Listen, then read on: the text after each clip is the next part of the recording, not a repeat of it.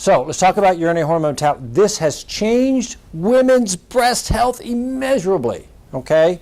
We didn't have these tests a couple of years ago, and now we do. And when we're talking about breast health, and the number one killer of women aged 45 to 65 is breast cancer, okay?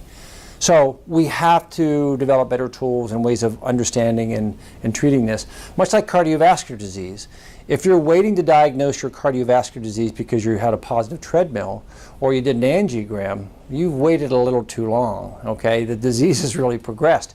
If you're using a mammogram to determine that you now have breast cancer, it's great that we picked it up, but you waited too long. It should have been picked up before then, okay? Because remember, breast cancers are very small, and they grow, and they grow, and they grow very, very slowly, and it has to reach 1 billion cells.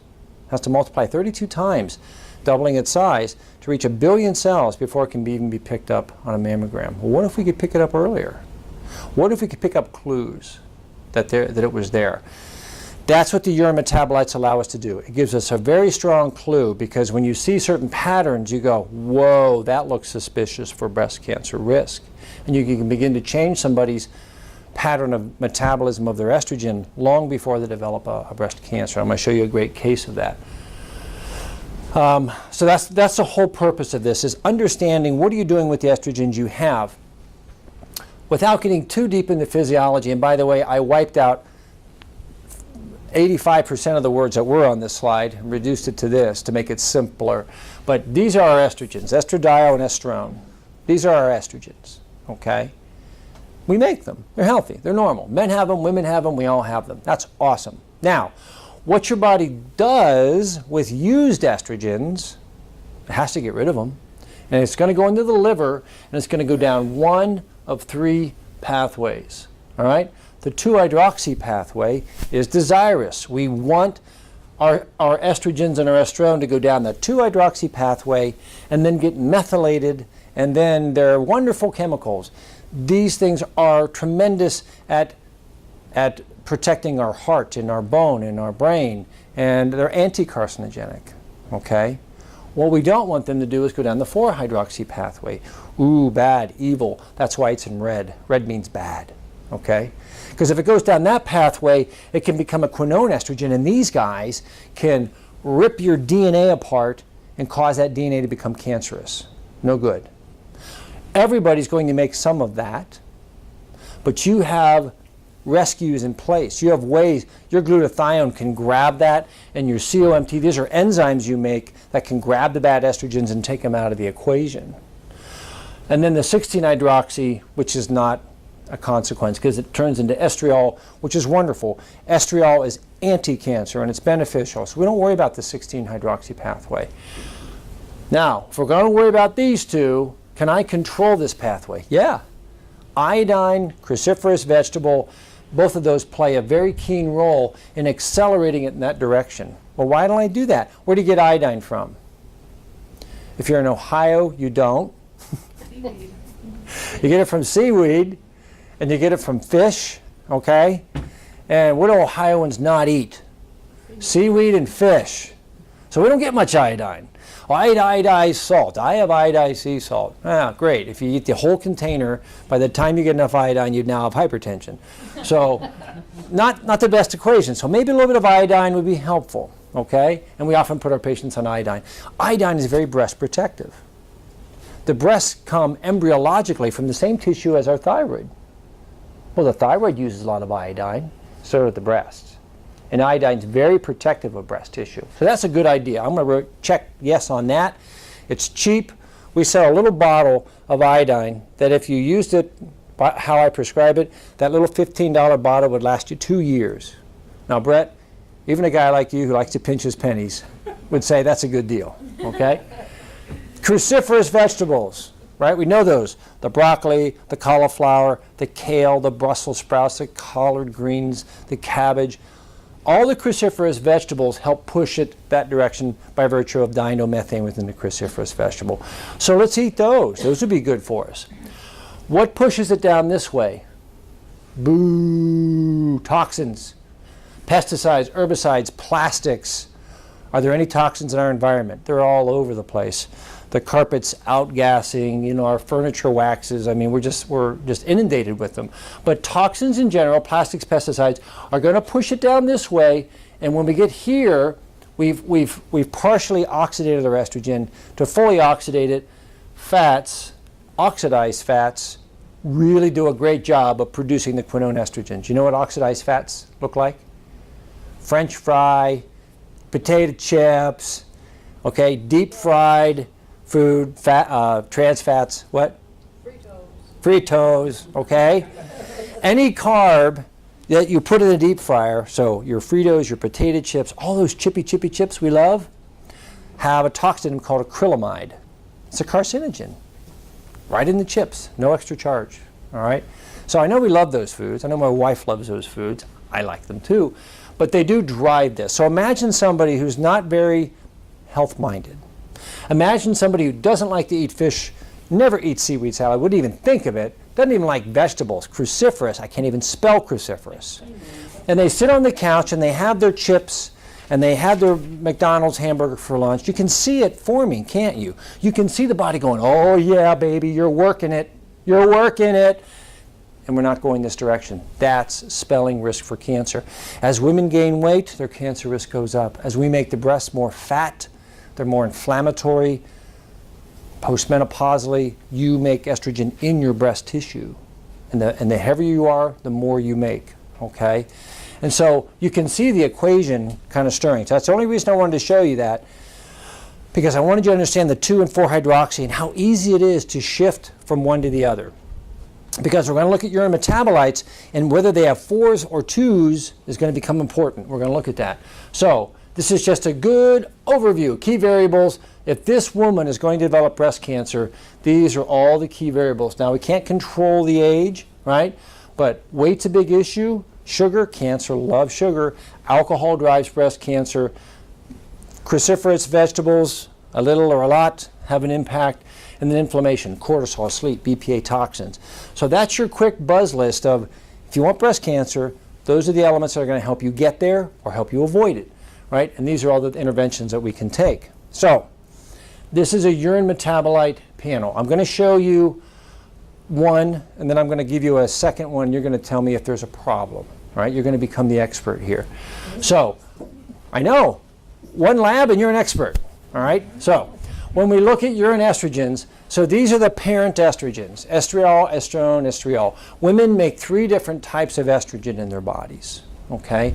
We don't make much estriol. That's the pregnancy estrogen. When you're pregnant, you make boatloads of that stuff, and it's awesome. But this is the workaday. The estradiol is your primary estrogen, okay? But you make those. Now, once you've made them, they're going to turn into all these different breakdowns. They're going to get metabolized. They're going to get hydroxylated and methylated and go down either the 2 or the 4-hydroxy pathway. Which one are you voting for? Which one are you rooting for? The 2, all right? And they're all going to become 2-hydroxy first, or something hydroxy. And if your body's working well, it'll methylate it, okay? Because a hydroxylated form is still dangerous, but once we methylate it, it's like wrapping it in some kind of adhesive tape that it can't escape from, and you poop it out, all right? So it's on its way out the body. It's safe, it's neutralized, it's not going to hurt you. So these 2 guys right here, 4-hydroxy estradiol, 4-hydroxy estrone. When you see those, you smell that? It smells like cancer, doesn't it? Mm-hmm. Okay, so if we see 4-hydroxy high, I'm starting to worry about cancer, and then we're going to look to see if it's methylated. If the methyl to hydroxy ratio is high, that's good, because that means it's methylated. If that ratio is low, then that means there's more hydroxy, okay? So we're going to look at the 2 versus 4, and we're going to look at the methylation for the hydroxylation. This woman's risk is low. See the H's over here? Very high. She methylates her estrogen. That neutralizes it. Can't be a problem. And she doesn't make much 4-hydroxy. Remember, that's the one that goes down the middle. That's the French fry estrogen. We'll call it the French fry estrogen. All right? She doesn't have much of that. Her levels are low. And her overall total of estrogen is low. That's pretty good. I don't have risk. I don't have a concern for her. This is her progesterone. Progesterone is breast protective. Progesterone downregulates how stimulatory estrogen is, okay, on the prostate or the breast. And so we see that her progesterone levels are high. That's good. It means she has plenty of progesterone and her estrogen wasn't high. Everything about that picture says your risk is low. You look great, okay? And then we'll look at testosterone. Is testosterone in a woman? What's testosterone doing in a woman? That's right, it's supposed to be in there. Women make more testosterone than they do estrogen, okay? And her levels are high. Testosterone, good for blood sugar, good for cholesterol, good for bone density, good for cognition, good for energy, good for sex drive. You can go down the road. Testosterone is awesome. So we have no concern there, okay? Now, oops, don't look at the top there. Don't look at that. I said don't look there. Just look at another panel, okay? We don't know this woman. There's her estrogens. There's her 4-hydroxys. Uh-oh. Uh-oh. They're pretty high. 1.7 to 0.49, and she's 2.27. She's 4 to 5 times higher than the upper end of the normal range. You smell that? It's beginning to smell like a little bit of cancer risk, doesn't it? All right, let's go on. Looked at the 2-methoxy versus the 2-hydroxy urine. We like methyl. All right. What's her methyls? Low. Uh-oh. Oh, that's not good.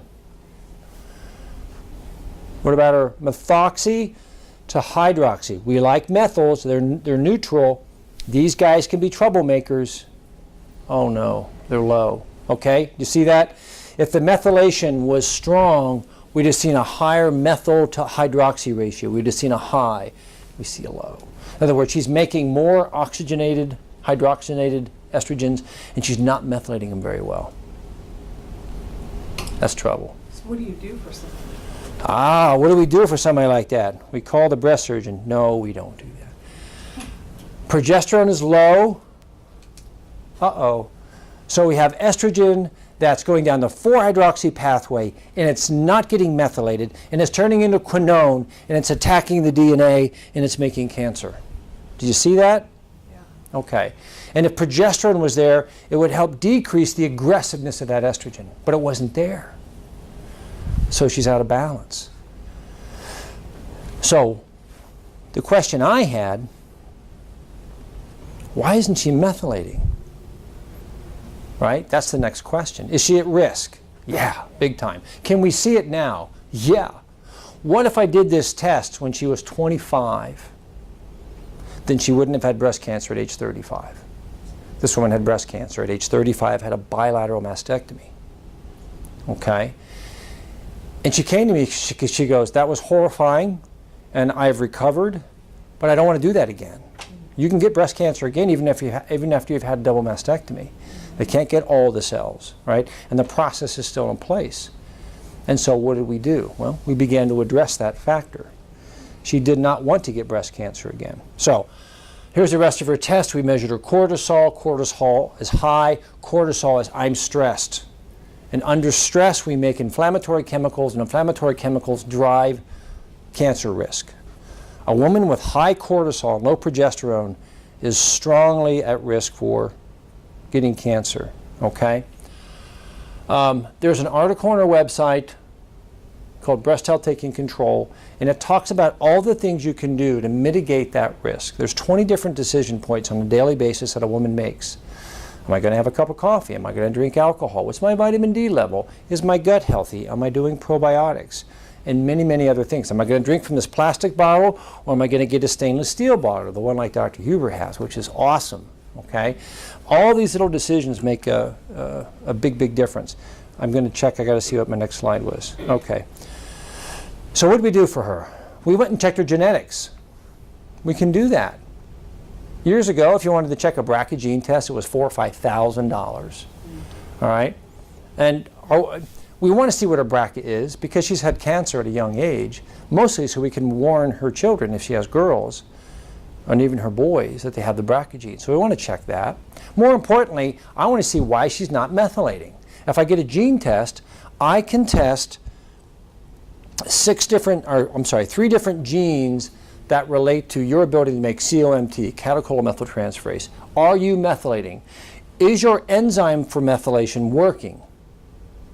We can look at your genetics and at least understand if you're at risk for it being low. All of her genes for COMT, all of her methylation genes were abnormal. She can't methylate. And you saw that on the urine. But now rewind that tape. What if every 25-year-old girl had her urine metabolites checked and had a genetics test? How many breast cancers will we stop ahead of time by knowing that? By the way, what we did with her is we gave her things to help improve her methylation. We did things to help block the estrogen from becoming a quinone. We put her on some iodine, certainly.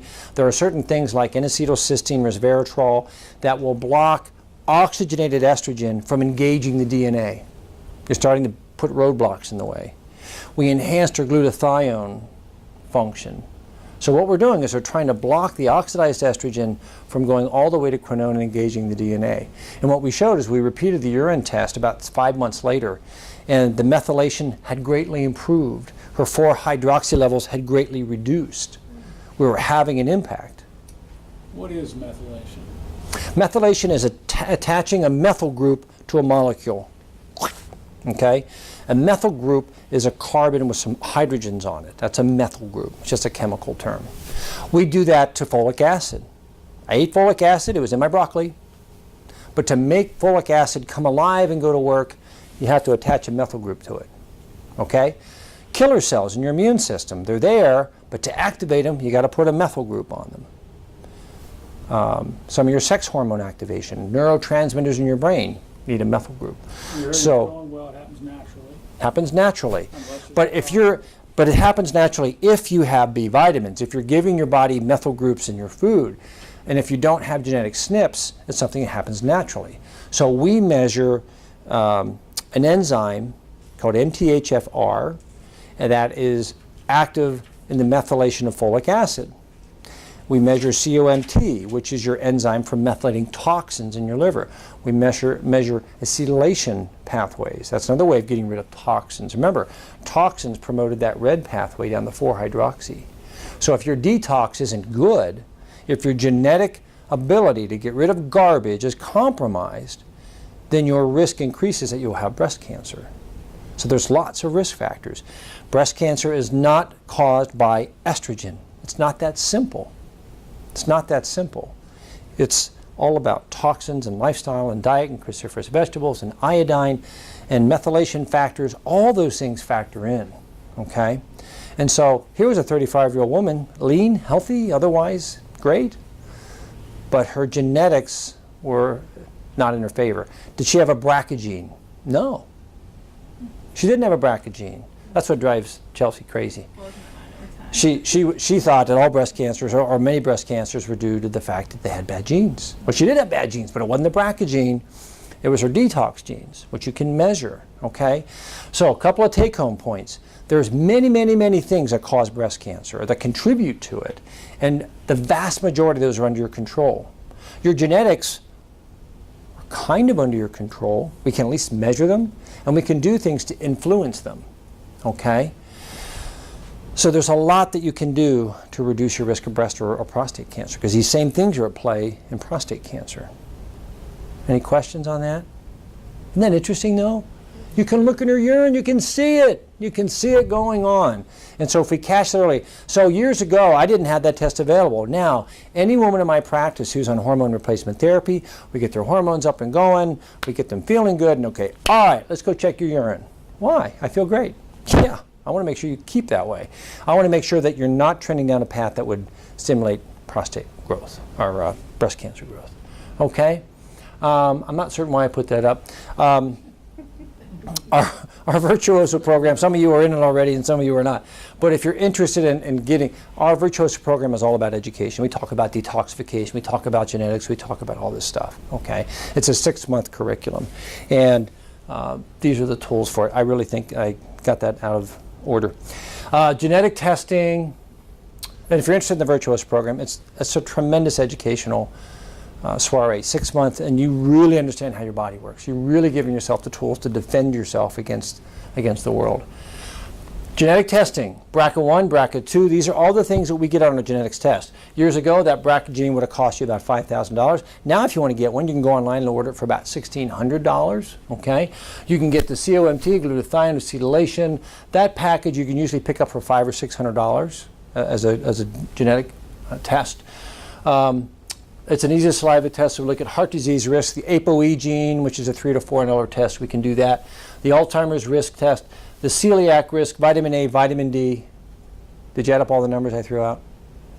No. About $3,000 worth of testing, okay, to get all those things done. Maybe two to three. We do all that for $575 here at our office because we do it internally, all right? So we've hunted down the molecular codes and we pull those from your genetic panel and we can look at all those genes for $575, which is unbelievably cheap. And that is it.